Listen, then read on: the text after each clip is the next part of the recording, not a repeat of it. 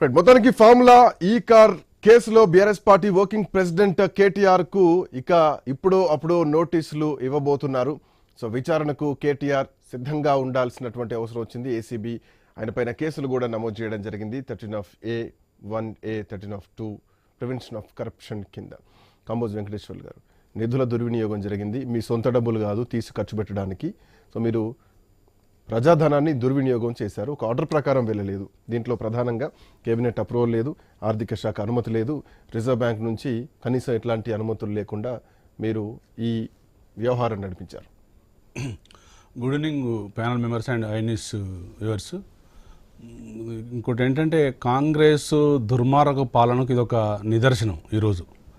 ఎందుకంటే ఫార్ములా ఈ రేస్ అనేది లండన్లో, మాస్కోలో, సియోల్లో, తర్వాత షాంఘాయ్లో, నెక్స్ట్ హైదరాబాద్లో ఫిబ్రవరి 2023లో మనం పెట్టుకున్నాం. అది ఎందుకు పెట్టుకున్నాం అంటే ఇక్కడ అది బ్రాండ్ ఇమేజ్ పెంచడం కోసం, పర్యావరణం కాపాడుకోవడం కోసం, పొల్యూషన్ను తగ్గించడం కోసం, ఎలక్ట్రిక్ వెహికల్ను ఇంప్లిమెంట్ చేయడం కోసం మనం హైదరాబాద్లో పెట్టుకున్న ఒప్పందాలలో గ్రీన్ కోర్ కంపెనీ మధ్యలో లేచిపోయిన తర్వాత మనం చేతులు ఎత్తేస్తే మన బ్రాండ్ ఇమేజ్ దెబ్బతింటుంది. ఆ రోజు ఉన్నటువంటి పరిస్థితుల్లో తెలంగాణ నెంబర్ 1 స్థాయిలో ఉంది, జీడిపిలో కానీ, పర్ క్యాపిటల్లో కానీ, ఐటీలో కానీ.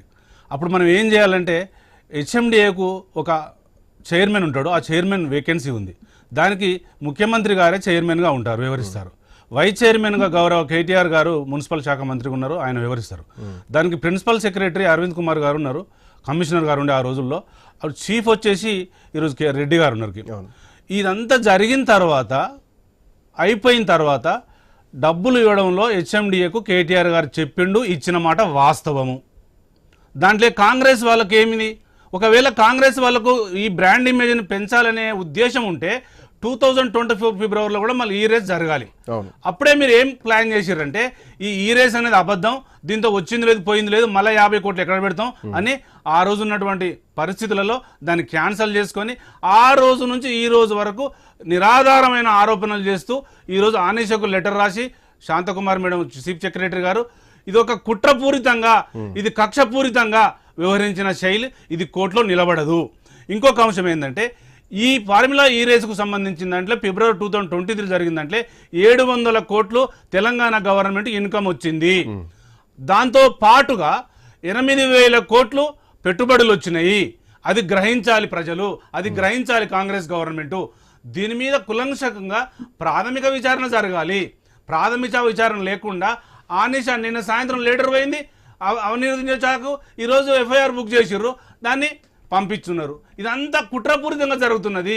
ఈరోజు నాంపల్లి కోర్టుకు ఎఫ్ఐఆర్ వచ్చింది, దాని మీద జడ్జి గారు సలహాలు తీసుకుంటుంది. మీరు ఏం చేసినా, కేటీఆర్ గారిని అరెస్ట్ చేసినా కూడా ఇది కోర్టులో నిలబడదు. ఎందుకంటే ఇచ్చినట్టు మాట వాస్తవం, తీసుకున్న మాట వాస్తవం.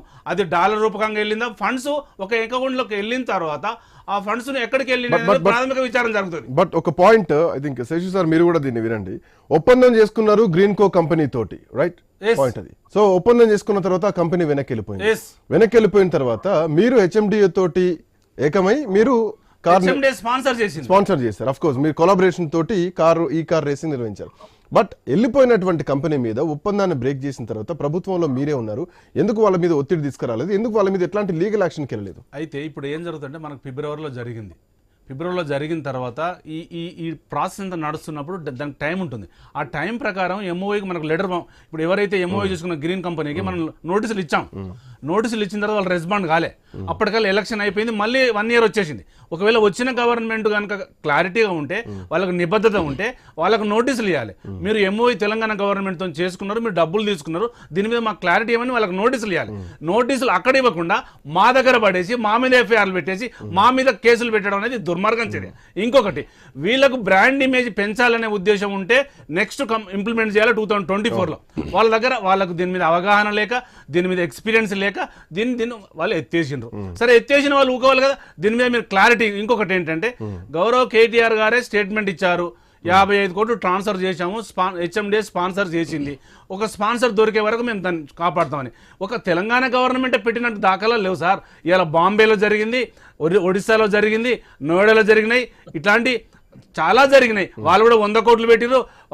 హాకీ ఒడిశాలో హాకీ గవర్నమెంట్ టోర్నమెంట్ జరిగింది, వాళ్ళు 200 కోట్లు పెట్టిరు. మరి అట్లాంటప్పుడు అక్కడ గవర్నమెంట్లు ఎందుకు పెట్టలేదు? అంటే దీంట్లో వీళ్ళు ఎక్కడో చిన్న తప్పు దొరికితే ఆ తప్పును పట్టుకొని ఎట్లా రాజకీయ కక్షలు చేయాలి, ఎట్లా రాజకీయంగా వీళ్ళని ఇబ్బంది పెట్టాలనే అంశం మీదనే కాంగ్రెస్ పార్టీ ఆలోచన చేస్తుంది, గౌరవ రేవంత్ రెడ్డి ఆలోచన చేస్తాను తప్ప దీన్ని ఇంప్లిమెంట్ చేద్దాం, తెలంగాణ బ్రాండ్ ఇమేజ్ పెంచుదాం, ఇన్కమ్ పెంచుదాం, మళ్ళీ ఈ రేస్ మనం ఇంప్లిమెంట్ చేద్దామనే అవగాహన వాళ్ళకి లేక, ఇంకొకటి ఏంటంటే మెయిన్ ప్రజలు వాళ్ళు లేకపోవడం వాళ్ళ తప్పిదం అది. సో ఒక బ్రాండ్ని కాపాడాల్సిన బాధ్యత ఏ ప్రభుత్వానికైనా ఉంటుంది, అదొక పరంపర కొనసాగాలి. సో అది వాళ్ళకి చిత్తశుద్ధి ఉందా లేదా అనేది. బట్ కొన్ని నామ్స్ ఉంటాయి, ఆ నిబంధనలు ఉంటాయి, వాటిని మీరు పక్కన పెట్టేసి మీరు సెల్ఫ్ డెసిషన్ తీసుకున్నారు ఈరోజు. అందుకే మీరు ఇట్లాంటి పరిస్థితి ఎదుర్కోవాల్సి వస్తుంది కదా. RBI రూల్స్ ఉంటాయి కదా, పార్టీ రేవంత్ రెడ్డి గారు ఎట్లా నిర్ణయిస్తారు? బీఆర్ఎస్ పార్టీకి సంబంధించిన దాంట్లో, కాంగ్రెస్ పార్టీకి సంబంధించిన దాంట్లో అట్లాంటి రూల్స్ ఎలిగేషన్స్ వచ్చినప్పుడు అవి కోర్టులు డిసైడ్ చేస్తాయి, అట్లా చట్టాలు డిసైడ్ చేస్తాయి. మీరే ఎట్లా డిసైడ్ చేస్తారు? నేను ఏమంటున్నానంటే ఆర్బీఐ గైడ్ లైన్స్ పాటించాలన్నా, ఈ ఎంఓఈ గైడ్ లైన్స్ పాటించాలన్నా, ఉమ్మడి మినిస్టర్స్ గైడ్ లైన్స్ పాటించాలనేది చట్టం చెప్తుంది. మీరే చెప్పేసి కేసు ఎట్లా పెడతారు? ఒకవేళ మీకు అది ఉంటే ఎంక్వైరీ చేయండి, దీని మీద అసెంబ్లీలో చర్చ పెట్టండి, మీరు కౌన్సిల్లో చర్చ పెట్టండి. చర్చ పెట్టరు, ఏం పెట్టరు, మీ ఇష్టం వచ్చినట్టు మీరు ఒక హౌస్ లో కూర్చొని ఇదంతా గాంధీ భవన్ లో జరిగిన డైరెక్షన్ లో ఎక్కడి నుంచో వచ్చి మాకు అంత ఐడియా ఉంది. నేను ఏమంటున్నానంటే ఇది ఒక ప్లాన్ ప్రకారం గత 4-5 నెలల నుంచి దీని మీద అంత వార్ నడుతుంది. మీ పిఆర్ఓలు ఏం చేస్తారు, దీని మీద ఏం వర్క్ నడుతుంది, మాకు క్లారిటీ ఉంది. మేము ఈ బిల్ గో మేము కొట్లాడి మేము లా ప్రకారం న్యాయం అనేది ఎప్పుడు గెలుస్తుంది అనేది ప్రజలు గ్రహిస్తారు. బట్ ఏంటంటే ఇది వీగదు, 100% కోర్టులో ఇది వీగదు. ప్రతిసారి హైకోర్టు కాంగ్రెస్ గవర్నమెంట్ అక్షంతలు, ఈ విషయంలో కూడా అదే అక్షంతలు. రవికుమార్ గారు కేబినెట్ అప్రూవల్ లేదు అన్నది వాస్తవమే, ఆర్థిక శాఖ అనుమతి లేదు అన్నది వాస్తవం.